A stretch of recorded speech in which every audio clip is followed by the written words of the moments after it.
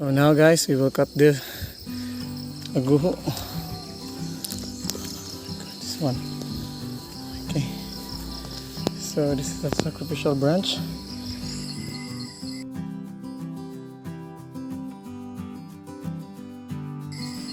So way back January 18, 2025.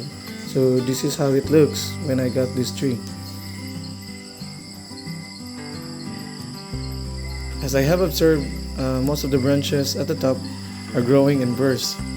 So to correct the inverse tapering and to maintain the proper proportion or the tapering, we cut it out, so just like that, and most of the branches at the top. So what we did is almost a reset of the style.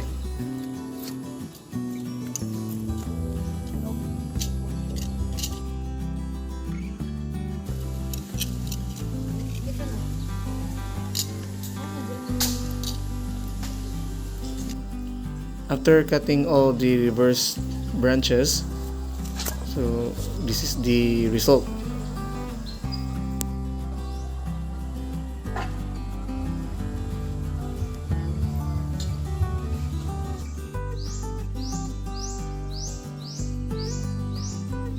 Unfortunately, we failed to grow the branch right here, yet we managed to find another or alternate branch intended for that portion. But this time, it will come from the back, and that is the second structural branch at the back. So after 1 year, this is now the status of the tree.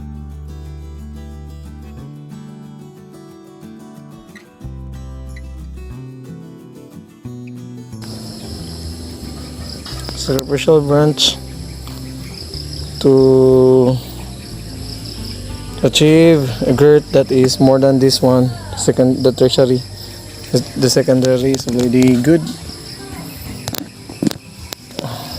but still there are still sacrificial branch right here in order to improve the girth.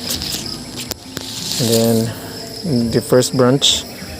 So what we did is first branch on the that side, and then second branch on the back, at the back rather, and then the third branch is on the right side, and then the fourth branch will alternate.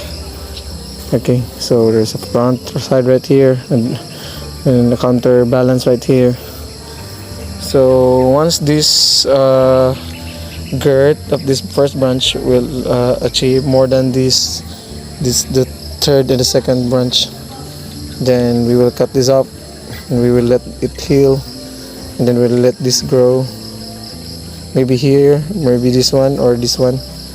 Either of these two will be used for the primary branch and for the series of branches, generation of branches. So this is a sacrificial branch, so it is already growing taller than the apex. Okay, so about that. So I can't reach it actually. I guess it is already 8 feet tall.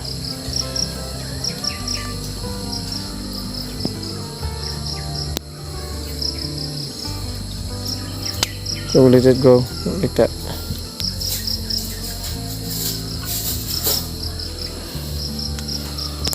So this is a large Casuarina Equisetifolia for Agoho. So now guys, we will cut the Agoho. This one. Okay. So this is a sacrificial branch. So we need to cut this up since it's almost catching the third branch. So the back branch is the back.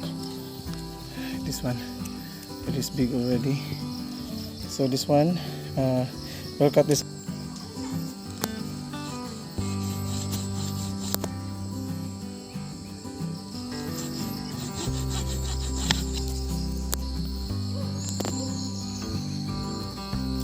it now. Leaves a taper girt, no, from the base of the tree. So we need to heal this one. So we have enough time to elongate this or this in order to callus. In this way, it will totally be healed once it will achieve the 1/3 to 1/2 of the size or the diameter of the trunk.